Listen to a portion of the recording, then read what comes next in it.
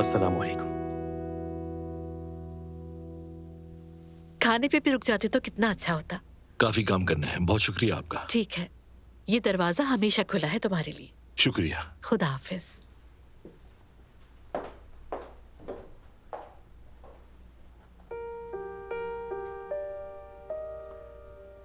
तुम मेरे लिए कितनी खास हो ये बात जानती हो ना तुम। सब ठीक हो जाएगा।